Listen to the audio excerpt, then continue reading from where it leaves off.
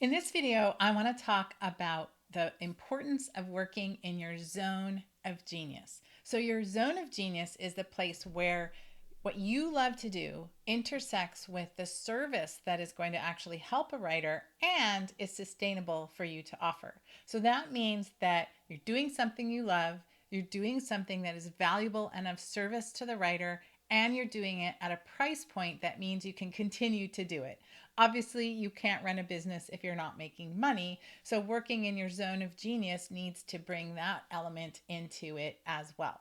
So, how you find your zone of genius is you start to think about what really lights you up around working with writers. What genre do you love? That's a good place to start. But also, what type of writer? There are new writers. There's writers who are on publishing deadline. There are writers who are stuck and frustrated. There are writers who are procrastinators. There are writers who are writing about specific topics, whether it's social justice or maybe they're writing LGBTQ memoir or whatever the specific topic might be. So it's defining what you love to do and what lights you up, where you find your joy.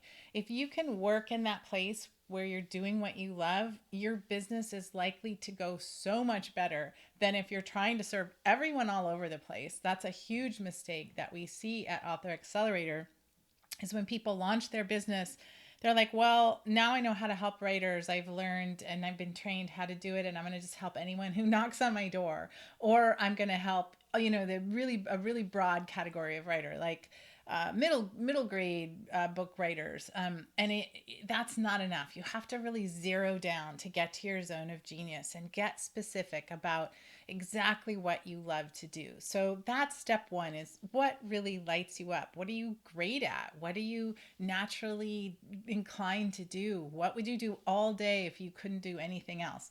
That's step one. Step two is then how do you effectively serve that client? So you have to figure out what is their pain? What do they need? Sometimes writers don't actually know what they need. They don't know how to articulate it. They might be stuck, or they might be overwhelmed, or they might be spinning their wheels in a particular way. And you need, as the business owner and book coach, you need to understand what is that pain and how can I help them through it. So that's looking at what kind of service can you provide to them? What specific coaching can you do for them? It might be, for example, that a manuscript evaluation is the place to start to help somebody figure out. Let's say somebody is revising and they're just overwhelmed, because revising is, in fact, overwhelming. As a book coach, you can bring a systematic process to that part of the creative process, and you can start with a manuscript evaluation and say, okay, let's figure out what's wrong, what needs shoring up, what can be improved, what's going well, and figure out a process and a plan to get you there. So that's what I mean by how do you effectively help that client where they're feeling pain. Another idea might be if somebody is just trying to finish their draft and they have not been able to do that, you could provide twice a month coaching deadlines to keep them on track, to keep them writing pages, to keep that project on track for the time that that writer wants to get it done. And that writer may have a self-imposed deadline, or they might have a deadline from a publisher. But these are the ways that we start thinking about how to help a writer where they're feeling pain. And you want to really think about the outcome that you can promise. A book coach can't promise that a writer is going to get an agent or a book deal or make a ton of money out in the marketplace. Those are not things anybody can control. So you have to think about what outcomes you can control and what that transformation that you're promising the writer will make when they work with you. It could be that they're going to feel more confident. It could be that they're going to hit their deadlines. It could be that they're going to learn a new skill or have somebody with them through a difficult process. But getting really clear about that service and how it's solving the pain of the writer is the second really key thing for working in your zone of genius. And then the third piece of the zone of genius question is, how are you going to deliver that service at a price that is sustainable? So many people that are doing the work of book coaching are undervaluing themselves.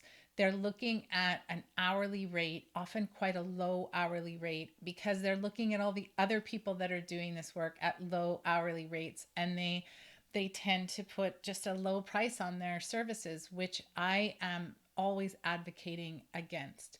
You really need to think about the value that you're bringing to this writer and what solving the pain is doing for them, how it's helping them, how it's preventing them from spending a ton of time and energy and maybe money in other ways, and to price your services according to that value. If you don't do that, you can't run a sustainable business. You're going to be overworking yourself, over delivering, probably feeling resentful about the people that you're trying to help. And it's not going to be a long term viable commercial undertaking for you to do this work. Oftentimes, when people have been helping their friends or writing group partners in a kind of ad hoc way, this is a really big step for them to take to make sure that they're running a viable business and to really look at that money and that pricing. And this takes a different money mindset. It takes a different way of thinking about and understanding this work and understanding some of the forces that are at play, both in yourself as a business person, in the writers, and in our culture at large that has some myths and misguided beliefs around writing and writing education. This is a lot of the work that we do together at Author Accelerator when we're in community with a bunch of other book coaches, as we're all talking about these topics and ideas and mindset in our own selves and how we overcome them, and the big successes and the wins that we have toward this goal of running a sustainable business.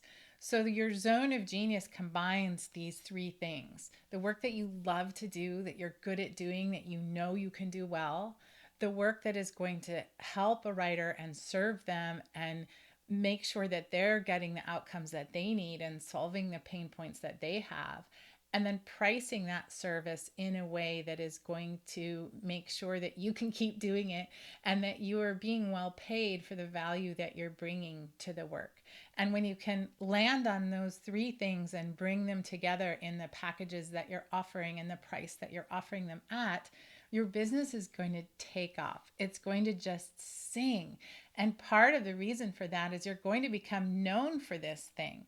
There are so many ways to help writers. It's not just like I'm a book coach and you're a book coach and this other person is a book coach. We all have our unique qualities that we're bringing to the work, and we all define our zone of genius in a different way. And when you can articulate it really well, it's going to help with your marketing and your messaging.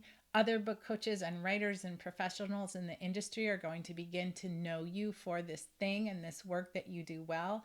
And that's how you begin to be known for the work that you do. And it makes marketing so much easier rather than just fighting against the sort of general noise or, general idea of helping writers. It's like, no, this is my zone of genius. This is a very specific way that I help people. It's a thrill when you land on this and you can really double down on it and make it work for you. If you want to learn more about how to work in your zone of genius, we have a great workshop and webinar that you can check out, which we will link to in the comments below.